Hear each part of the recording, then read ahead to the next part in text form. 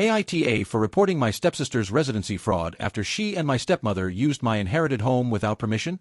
entitled parents. I, 31F, never thought I'd be posting here, but after the absolute circus my family has become over the past 6 months, I need to get this off my chest and maybe get some outside perspective. This is going to be long, so buckle up. Background. My grandmother passed away 2 years ago, and she left me her home in her will. Grammy and I had always been close. She practically raised me after my mom died when I was 7. My dad remarried when I was 12 to my stepmother, Linda, now 49F, and Linda brought her daughter, Kaylee, now 26F, into our family. I want to be fair here, Linda wasn't evil. She wasn't the stereotypical wicked stepmother from fairy tales. But she was distant, polite, but never warm. She made it clear, subtly, that Kaylee was her priority, and I was just part of the package deal that came with marrying my dad. Grammy saw this, and she became my refuge. Every weekend, every holiday, every bad day, I went to Grammy's house. When Grammy got sick, I was there. I took FMLA leave from my job as a medical assistant to help care for her in her final months. Linda and Kaylee visited twice. My dad came when he could, but he was working, and honestly, he'd never been great at the emotional stuff. Grammy and I had conversations in those final weeks about everything. Life, love, regrets, hopes. She told me she was leaving me her house because she knew I'd take care of it the way she had. The house is a modest 3-bedroom colonial in a nice suburb. The real gem is the finished basement.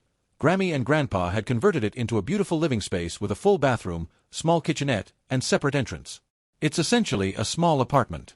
The property is in a state with a major public university about 20 minutes away. This becomes important. After Grammy passed, I moved into the house.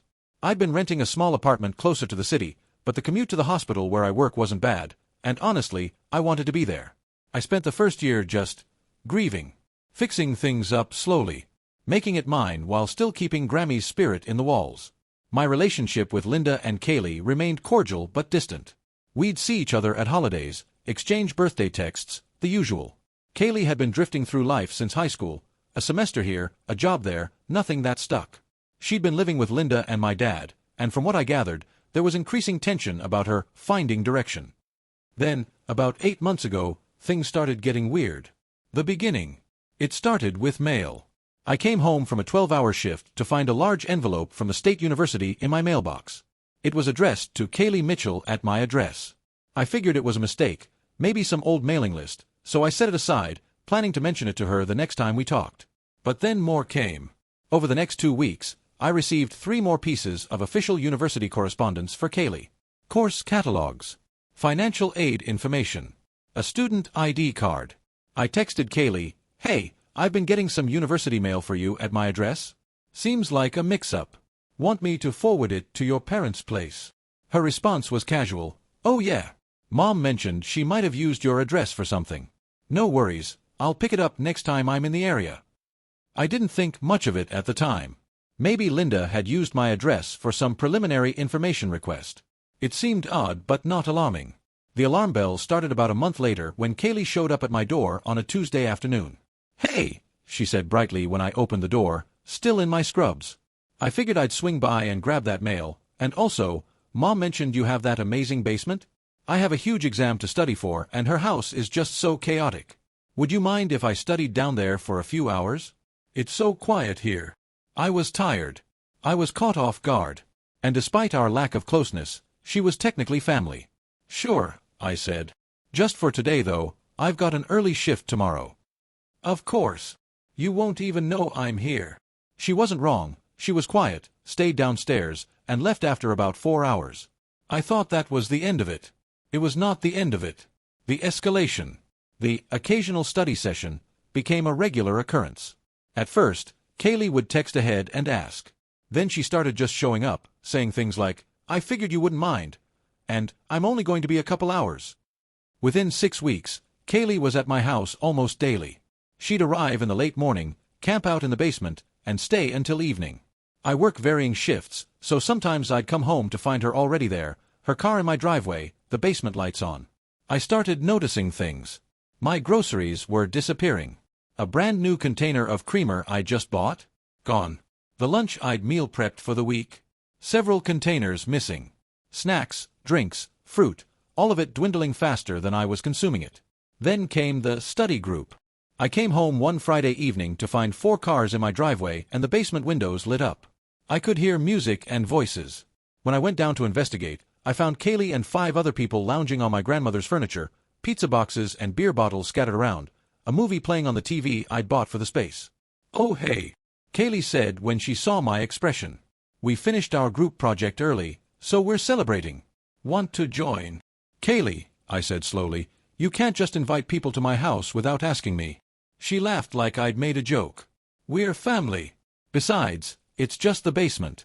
It's not like we're in your actual space." One of her friends, a guy who couldn't have been more than 22, looked between us and said, "Wait, this isn't your place?" Before Kaylee could answer, I said firmly, "No. This is my house. And I think everyone needs to leave now." The awkwardness was palpable. Kaylee's friends gathered their things quickly, shooting apologetic looks. After they were gone, Kaylee turned on me with actual anger in her eyes.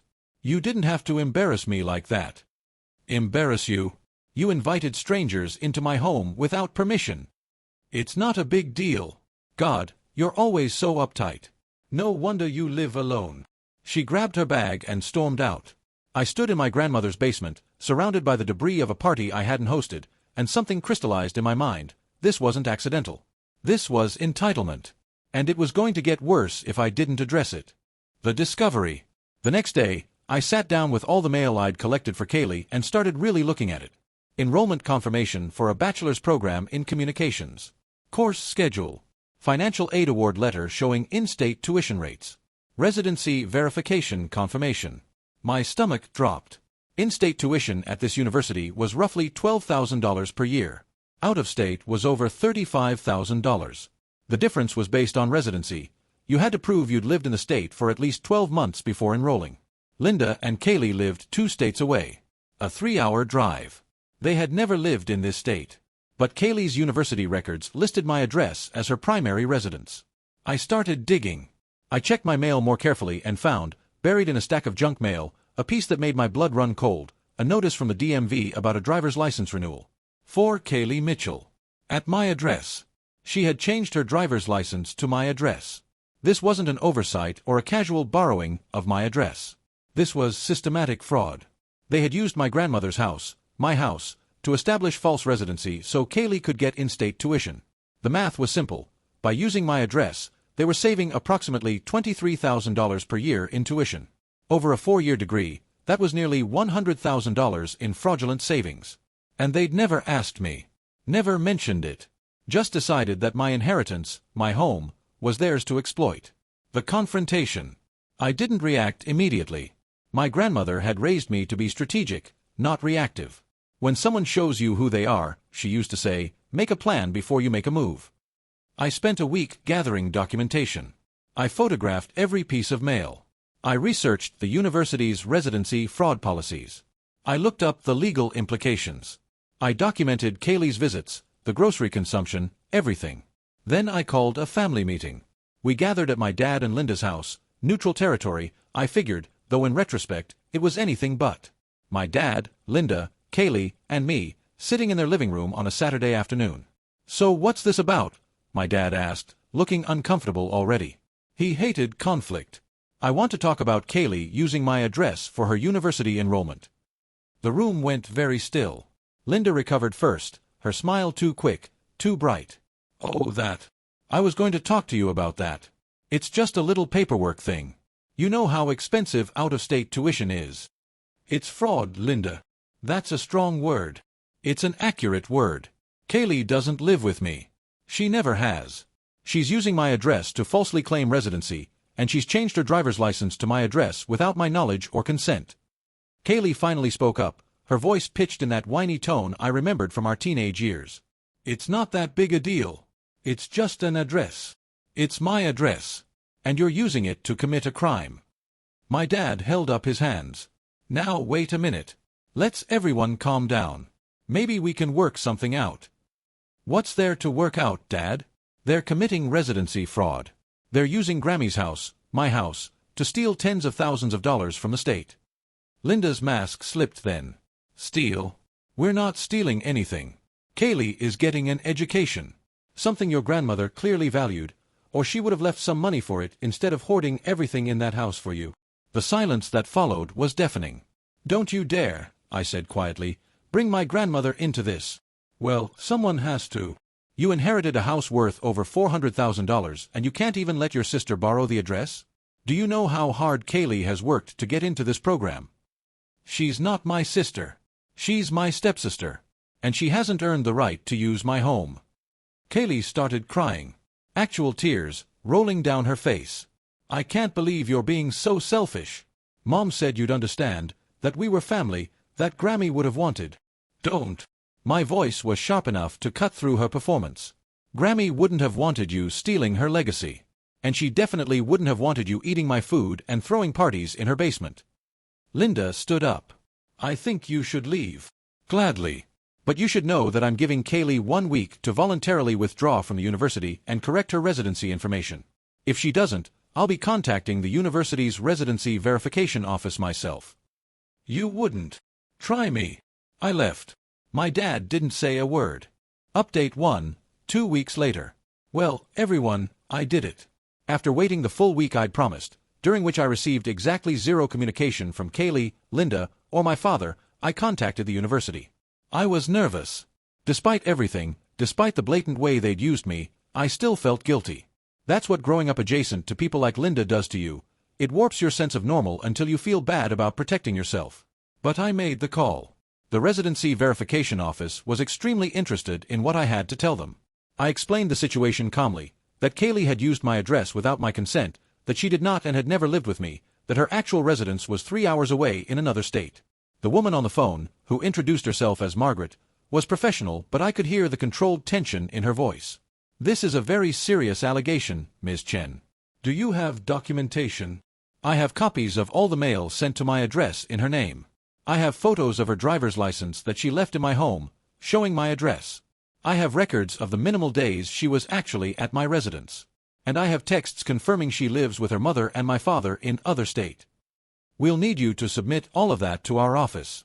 We take residency fraud very seriously.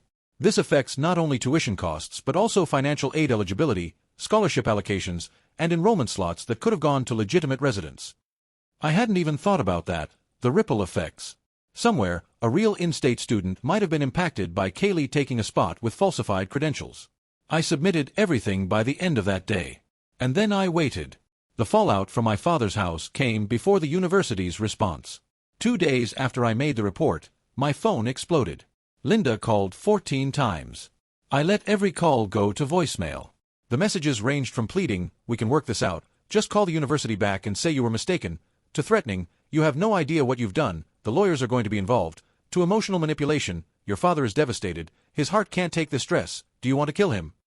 Kaylee's texts were a masterclass in Darvo, deny, attack, reverse victim and offender. "I can't believe you would do this to family. Mom was right, you've always been jealous of me. You're literally ruining my life because you're bitter and alone. Grammy would be ashamed of you." That last one hurt. I won't lie. It hurt badly enough that I cried for the first time since this whole mess started. Then I looked around at Grammy's house, at the quilt she'd made, the books she'd collected, the garden she'd tended, and I knew she wouldn't be ashamed. She'd be proud. She'd raised me to have a spine, and I was finally using it. My dad finally texted a simple, "I don't understand why you couldn't just let this go." I responded, "I don't understand why you couldn't just ask." He didn't reply. Update 2, 1 month later. The university didn't mess around. I received a formal letter thanking me for my report and informing me that an investigation had been completed.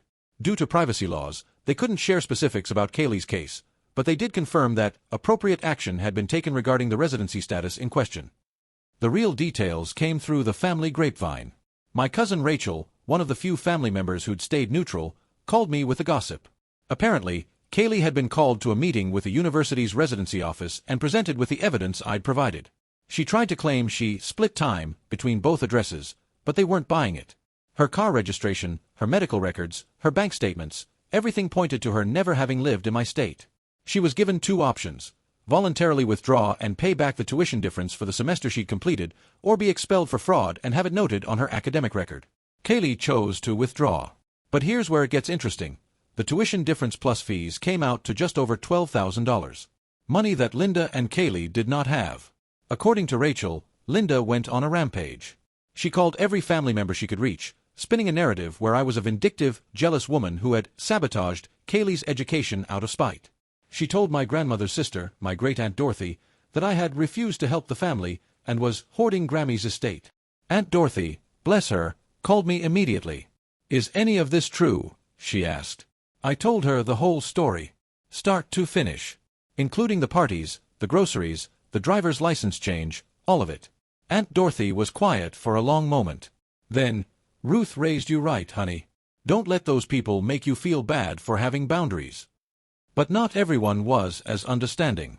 My dad's brother, Uncle Mike, sent me a long email about how family should stick together and how I should have handled this privately. Several cousins on Linda's side, not blood relations, but people who'd been at holiday dinners for years, left nasty comments on my social media posts, forcing me to lock down my accounts. The worst was my dad. He didn't yell. He didn't threaten. He just withdrew. The few times I tried to reach out, I got one-word answers. When I asked if we could talk about what happened, he said, "I don't have anything to say." 18 years of being his daughter, and when it came down to choosing between his wife's fraudulent scheme and his daughter's reasonable boundaries, he chose silence. That hurt more than anything Linda or Kaylee said. Update 3 months later. Things escalated in ways I didn't expect. Linda, apparently determined to recover the $12,000, decided to sue me. Yes, sue me. She claimed that I had orally agreed to let Kaylee use my address for residency purposes and that by reporting her, I had caused intentional financial harm. I received the papers on a Thursday evening, and I won't lie, I panicked. I'd never been sued before. The legal language was intimidating. The amounts demanded, $12,000 plus legal fees plus emotional distress, were terrifying. But Grammy had also raised me to be resourceful. I called around, found a lawyer who specialized in civil litigation, and went in for a consultation. My lawyer, Janet, was a no-nonsense woman in her 50s who reviewed the case with an increasingly amused expression. "They're claiming you verbally agreed to commit fraud with them?" she asked, raising an eyebrow. "Apparently. And they have no written evidence of this?" "None. Because it never happened." "And you have text evidence showing you were surprised by the address usage?" I pulled out my phone and showed her the text exchange where I'd asked Kaylee about the mail, and she'd responded casually about it being no big deal. Janet actually laughed. "This is going to be fun. They have no case. This is what we call a slap suit, strategic lawsuit against public participation. They're trying to scare you into paying them off. But what they've actually done is handed you a beautiful opportunity for a countersuit." "A countersuit?" "For fraudulent use of your address, unauthorized changes to government documents using your property, and honestly, I'd throw in some claims about the damage and expenses incurred from Kaylee's unpermitted use of your home." "Did you document the food consumption?" "The parties. I documented everything." "Good. Let's bury them." We filed a countersuit 2 weeks later. In addition to addressing their frivolous claims, we documented estimated cost of groceries consumed, $400 plus over 3 months unauthorized use of utilities, electricity, water, internet estimated at $200 cost of cleaning and repairs after the study groups, $350 most importantly, fraudulent use of my address causing me to potentially be implicated in residency fraud. My lawyer also sent a letter to the DMV reporting the unauthorized address change on Kaylee's driver's license, which turned out to be its own violation.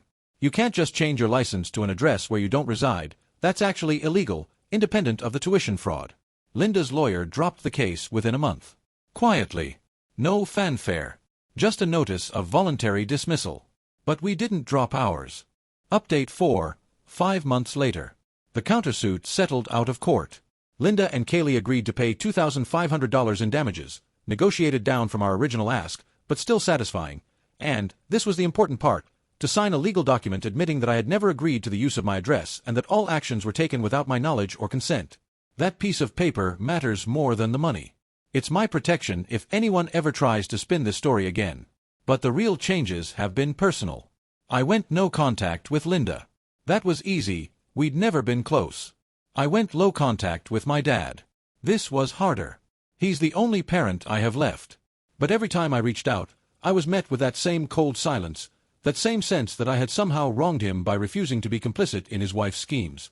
Aunt Dorothy told me that my dad was struggling with the situation and felt caught in the middle.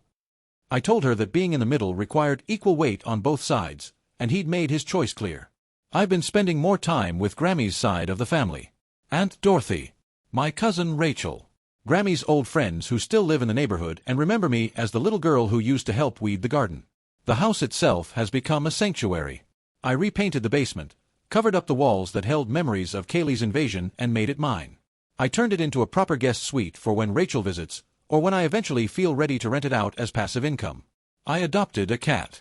Her name is Ruth, after Grammy. She likes to sit in the window where Grammy used to read, and sometimes I imagine they're keeping each other company. Kaylee, from what I hear, is living with Linda and my dad again, working part-time at a retail job. She hasn't re-enrolled in college. Linda blames me, of course. Tells anyone who'll listen that I destroyed Kaylee's chance at a future. But here's the thing, I didn't destroy anything. Kaylee had every opportunity to go to college legitimately. She could have enrolled as an out-of-state student. She could have attended community college in her own state. She could have worked for a year in my state and established real residency. She had options. She chose fraud because it was easier. And when fraud has consequences, that's not my fault, that's cause and effect. Final update, present day, 8 months from the beginning. I'm posting this final update because I've reached something I didn't expect. Peace. A few weeks ago, my dad reached out for the first time in months. It was a short text, "Can we talk?" We met at a coffee shop, neutral ground. He looked older than I remembered, tired in a way that went beyond physical. "I owe you an apology," he said before I could even order. I waited. "I've been thinking a lot about your mother. About Ruth. About the family I was supposed to build after we lost them." He stared at his hands. "Linda convinced me that you were being selfish. That Grammy's house should have been shared with the whole family. That by reporting Kaylee, you were choosing spite over family unity.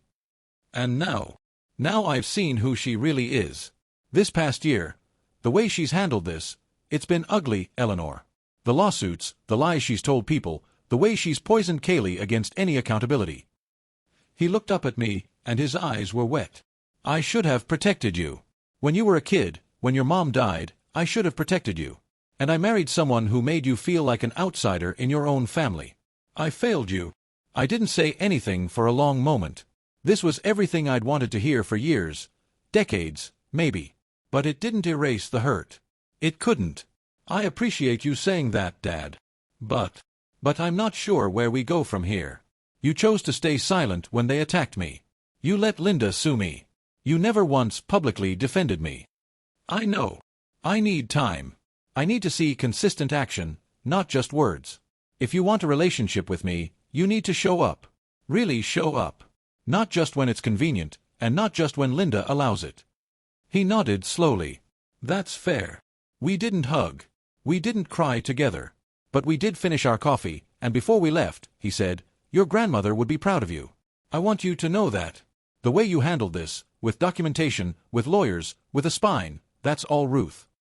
I smiled for the first time. "Thanks, Dad. It's not a reconciliation. Not yet. Maybe not ever. But it's an opening." Epilogue. I got a letter from the university last month. They've updated their residency verification procedures to include cross-checking submitted addresses against utility bills and lease agreements. They thanked me for my report and noted that my case helped them identify 3 similar instances of suspected fraud. 3 other families were pulling the same scam. Because of what I went through, they got caught. I framed the letter. It hangs in my home office, right next to a photo of Grammy and me in her garden. Linda and I will never speak again. Kaylee probably hates me forever. My dad is trying, slowly, to rebuild something. But I have my grandmother's house. I have my integrity. I have family members who love me for who I am, not for what I can provide. I have Ruth the cat, and morning coffee on the porch, and a career helping people every single day. And I have the knowledge that when someone tried to take advantage of me, when they used my grief, my inheritance, my loyalty against me, I didn't crumble. I didn't cave. I didn't let family guilt override my sense of right and wrong. Grammy raised me better than that. Thanks for reading, everyone.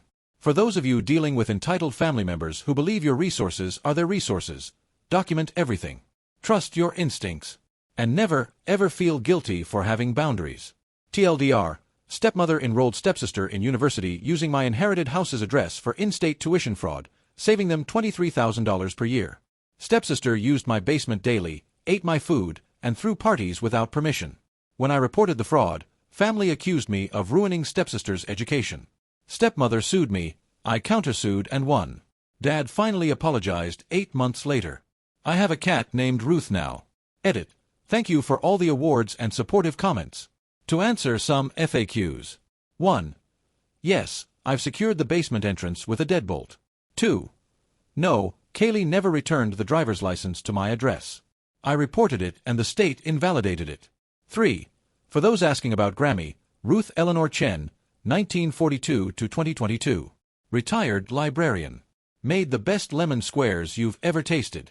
Taught me that kindness without boundaries is just enabling. 4. Ruth the cat says hi.